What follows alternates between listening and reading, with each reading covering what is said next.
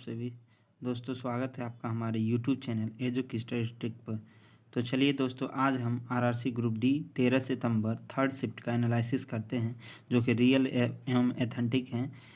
तो चलिए, आज के अगर बात पेपर की किया जाए तो आज जो है कि जो भी क्वेश्चन आए हुए थे वो लगभग करने लायक थे। अगर बात किया जाए जीएस की, तो जीएस 25 में से, अगर जीएस की बात किया जाए तो जीएस जो है 25 में से लगभग 18 से 20 क्वेश्चन जो है करने लायक दिए गए थे। वहीं अगर बात किया जाए साइंस की, जो कि साइंस जो है आपका जो है साइंस और जीएस टोटल मिला के अगर बात की जाए, इसमें भी जो है कि आप आराम से 15 से 18 क्वेश्चन करने लायक दिए गए थे। ठीक है, तो चलिए शुरू करते हैं। क्वेश्चन नंबर 1 दिया गया था कि लाल बहादुर शास्त्री संस्कृत विद्यालय जो है कहाँ स्थित है। तो लाल बहादुर शास्त्री संस्कृत विद्यालय जो है नई दिल्ली में स्थित है। दूसरा क्वेश्चन दिया गया था कि पंचायती राज को 1992 में किस संविधान संशोधन द्वारा जोड़ा गया था। आपको बताना है कि जो पंचायती राज है वो किस संविधान संशोधन के द्वारा जोड़ा गया था। इसका सही जवाब होगा 73वां संविधान संशोधन। अगर बात किया जाए पंचायती राज में कितने टोटल विषय दिए गए हैं, तो पंचायती राज में जो है कुल 29 सब्जेक्ट दिए गए हैं। ठीक है, और ये कहाँ से कहाँ तक हैं, तो अगर कहाँ से कहाँ तक की बात किया जाए तो ये 243 से लेकर 243 ओ तक पंचायती राज के बारे में बताया गया है। ठीक है, चलिए नेक्स्ट क्वेश्चन पे चलते हैं। नेक्स्ट क्वेश्चन पूछा गया है कि चौरी चौरा जो आंदोलन हुआ था वो कहाँ पर हुआ था। आपको बताना है कि जो चौरी चौरा कांड हुआ था वो कहाँ पर हुआ था। तो इसका सही जवाब हो जाएगा चौरी चौरा जो कांड हुआ था वो गोरखपुर उत्तर प्रदेश में हुआ था। ठीक है, चलिए नेक्स्ट क्वेश्चन पे चलते हैं। नेक्स्ट क्वेश्चन आपको बताना है कि जो जैन धर्म का प्रसिद्ध मंदिर पालिताना है वो कहाँ पे स्थित है। यहाँ पे दोस्तों जैन छूट गया है। यहाँ पे आपको बताना है कि जो जैन धर्म का प्रसिद्ध मंदिर पालिताना है वो कहाँ पे स्थित है। तो इसका सही जवाब होगा जैन धर्म का प्रसिद्ध मंदिर पालिताना वो गुजरात में स्थित है। चलिए नेक्स्ट क्वेश्चन पे चलते हैं। नेक्स्ट क्वेश्चन पूछा गया है कि वित्त आयोग से संबंधित यानी कि इकोनॉमिक्स से रिलेटेड है।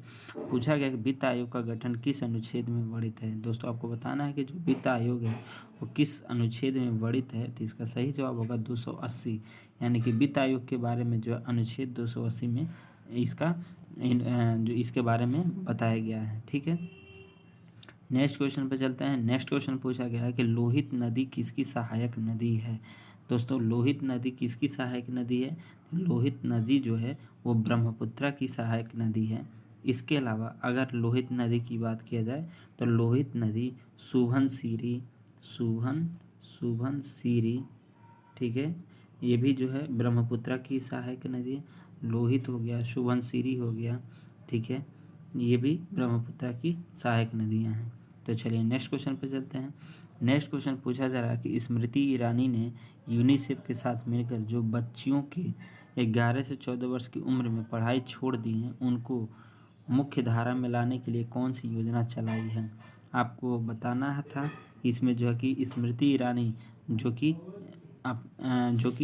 उन्होंने जो है यूनिसेफ के साथ मिलकर जो है एक योजना चलाया, जिसमें जो है 11 से 14 वर्ष की ऐसी बालिकाओं को जो कि शिक्षा में जोड़ना था, जो कि जो ऐसी मतलब मुख्य धारा में लाने के लिए एक ऐसी योजना का प्रारंभ किया गया था। तो कौन सी योजना थी। इसका सही जवाब था कन्या शिक्षा प्रवेश उत्सव योजना में जो है स्मृति ईरानी ने यूनिसेफ के साथ मिलकर जो है एक जो स्कीम को लॉन्च किया था। ठीक है, नेक्स्ट क्वेश्चन पूछा गया था कि आईपीएल 2022 का 15वां संस्करण का फाइनल मैच कहाँ खेला गया था।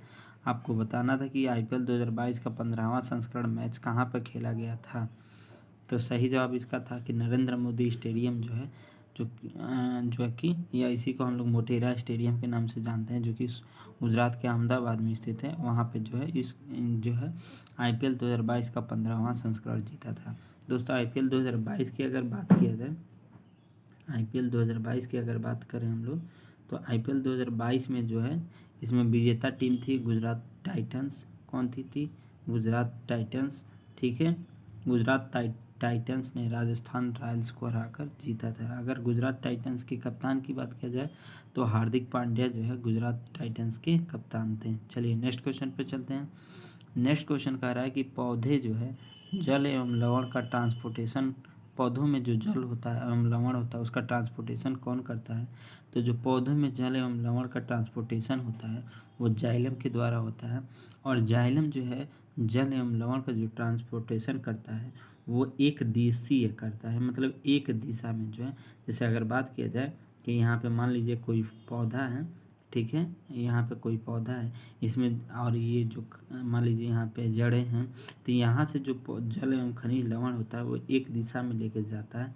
जबकि वहीं फ्लोएम की अगर हम लोग बात करें तो फ्लोएम ऊपर से नीचे, यानी कि ऊपर भी जा सकता है और नीचे भी जा सकता है, यानी कि वो द्विदिशीय होता है। ठीक है, इस बात को आप ध्यान रखें क्योंकि यह कई बार रिपीट हो चुका है। चलिए नेक्स्ट क्वेश्चन पूछा जा रहा है कि लोसार फेस्टिवल जो है वो कहाँ मनाया जाता है? तो दोस्तों लोसर जो फेस्टिवल है वो अगर बात करें तो इसमें लद्दाख में भी मनाया जाता है और अरुणाचल प्रदेश में भी मनाया जाता है। लेकिन जो आपके ऑप्शन में दिया होगा वो आप चूज कर सकते थे कि लोसर जो फेस्टिवल है लद्दाख और अरुणाचल में दोनों में मनाया जाता है। ठीक है, चलिए नेक्स्ट क्वेश्चन पे चलते हैं। नेक्स्ट क्वेश्चन पूछा जा रहा है कि भारत के प्रायद्वीपीय नदी कौन सी है जो कि सबसे बड़ी नदी है? यानी कि आपको बताना कि प्रायद्वीपीय भारत की सबसे बड़ी नदी कौन सी है। तो इसका सही जवाब हो जाता कि गोदावरी नदी जो है प्रायद्वीपीय भारत की सबसे बड़ी नदी है। ठीक है,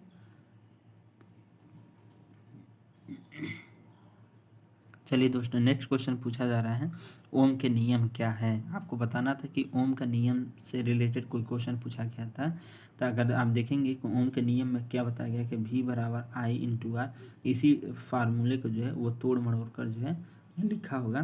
तो यहाँ आप ध्यान रखें कि V बराबर I इंटू आर जो है ओम का नियम है, या इसी को हम लोग क्या लिख सकते हैं, इसी को हम लोग लिख सकते हैं कि अगर धारा निकालने की बात किया जाए तो धारा बराबर होता है V अपन I। ठीक है, अगर रेजिस्टेंस की बात किया जाए तो रेजिस्टेंस बराबर होता है V अपन I। ठीक है, तो आप यहाँ से जो है कि सब कुछ निकाल सकते थे। ठीक है, नेक्स्ट कह रहा है कि अवतल दर्पण में वस्तु कहाँ रखें कि प्रतिबिंब समान और वास्तविक बने? तो दोस्तों अगर आपको अवतल दर्पण में से प्रतिबिंब प्राप्त करना था जो कि प्रतिबिंब जो है समान और वास्तविक बने, तो इसके लिए आपको जो है वस्तु को, यानी कि जो आपकी यू है उसको जो है सेंटर ऑफ कर्वेचर पे रखना पड़ेगा। कहाँ पे रखना पड़ेगा? सेंटर ऑफ कर्वेचर पे। ठीक है, चलें नेक्स्ट क्वेश्चन पे चलें। नेक्स्ट क्वेश्चन पूछा गया कि उत्तल लेंस में वस्तु कहाँ रखने पर प्रतिबिंब समान बनता है, उल्टा बनता है तथा वास्तविक भी बनता है?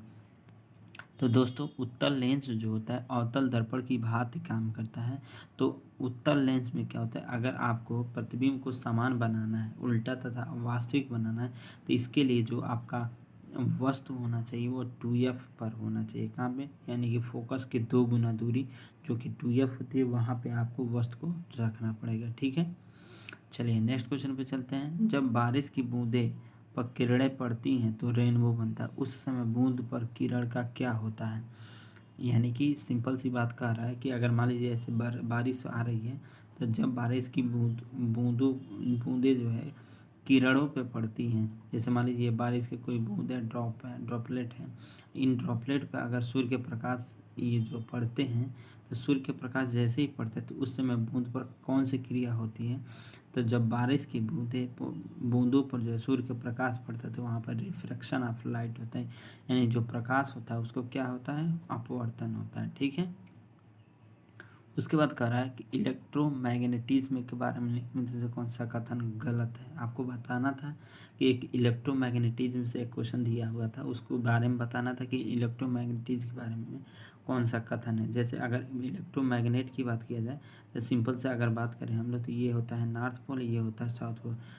जो इलेक्ट्रोमैग्नेट जो होता है वो नॉर्थ से साउथ जाता है। ठीक है, नॉर्थ से कहाँ जाता है? साउथ की तरफ जाता है, और ये एक दूसरे को कभी काटते नहीं है। क्या होता है? एक दूसरे की ये कभी भी नहीं काटते, तथा इसके अंदर जो है साउथ से नॉर्थ की तरफ जो होता है इलेक्ट्रिक फील्ड क्रिएट होता है, जनरेट होता है। ठीक है, तो इससे रिलेटेड कोई क्वेश्चन दिया था जिसको आपको बताना था। ठीक है, नेक्स्ट क्वेश्चन कह रहा है कि कार्बन किस ग्रुप में आता है? आपको बताना कि जो कार्बन होता है वो किस ग्रुप में आता है।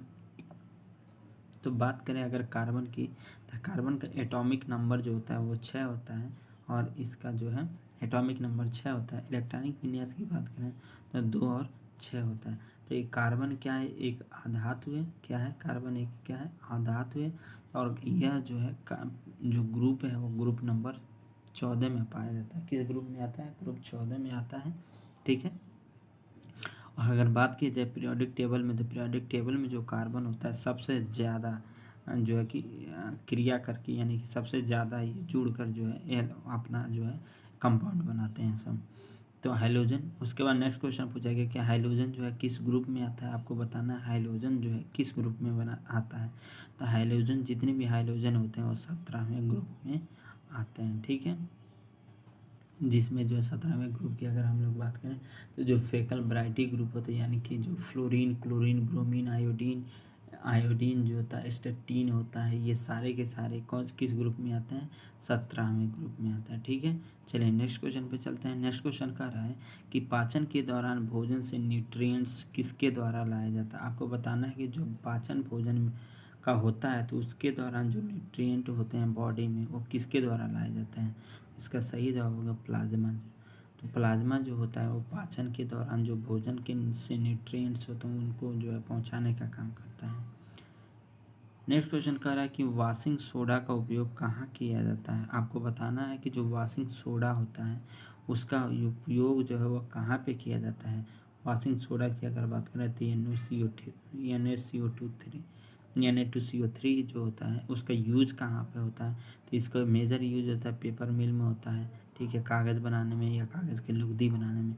इसके अलावा कपड़ा उद्योग में, टेक्सटाइल में भी इसका यूज किया जाता है, ठीक है। नेक्स्ट क्वेश्चन कह रहा है कि बायोडिग्रेडेबल खाद कौन सी है। आपको बताना है कि जो बायोडिग्रेडेबल खाद होती है वो कौन सी है। तो इसका सही जवाब होगा बायोडिग्रेडेबल जो खाद होती है वो कंपोस्ट खाद होती है।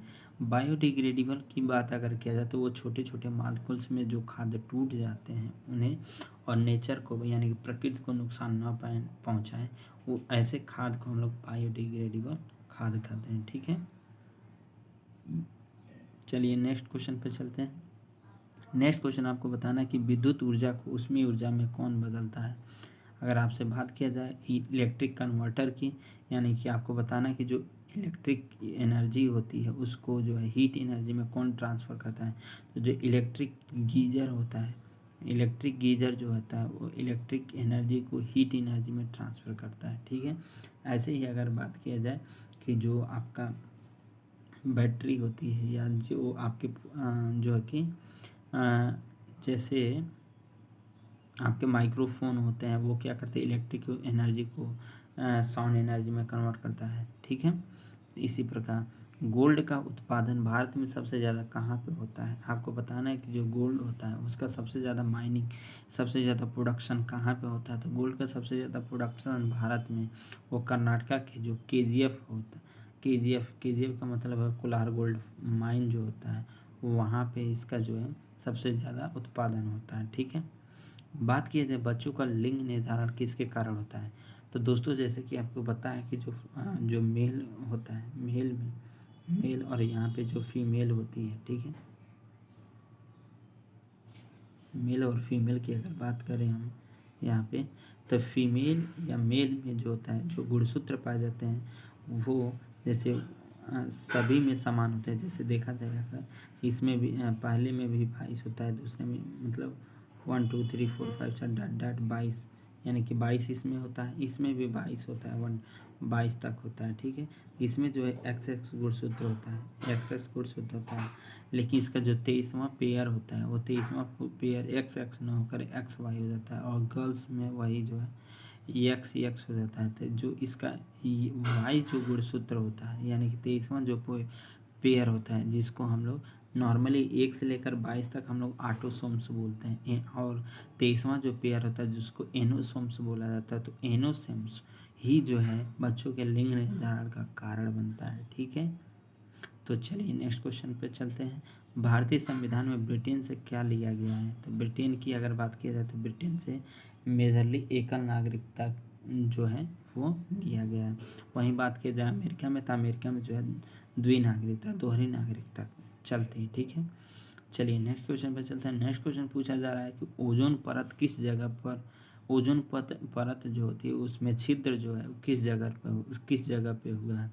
तो ओजोन परत में जो छिद्र होता है वो कहाँ पे हुआ है? अंटार्कटिका में हुआ। कहाँ पे हुआ है? अंटार्कटिका में। ठीक है, ओजोन परत में जो छिद्र है वो किस जगह पे हुआ है? तो अंटार्कटिका में जो है ओजोन परत पर छिद्र हुआ है। ठीक, चलिए नेक्स्ट क्वेश्चन पे चलते हैं। नेक्स्ट क्वेश्चन पूछा जा रहा है कि हुगली नदी के किनारे किस उद्योग, कौन सा उद्योग जो है भारी मात्रा में है? आपको बताना है कि जो हुगली रिवर है, ठीक है, हुगली जो रिवर है उसके किनारे किस उद्योग भारी मात्रा में है? तो हुगली नदी की अगर बात करें तो हुगली नदी में सबसे ज़्यादा पटसन यानी कि जूट के जो उद्योग है वो सबसे ज़्यादा होता है, क्योंकि हुगली के किनारे जैसे आप देखते होंगे कि पश्चिम बंगाल जो स्टेट है, इसके अलावा जो बांग्लादेश है, तो बांग्लादेश और पश्चिम बंगाल ये दोनों के दोनों हुगली के बेस बैंक ऑफ हुगली के जो किनारे पे स्थित हैं। तो यहाँ पे जो जूट का उद्योग जो है सर्वाधिक पाया जाता है। पोटेशियम परमैंगनेट रिएक्शन कैसा रंग देगा? तो उससे ये क्वेश्चन जो है कम्प्लीटली नहीं मिल पाया है।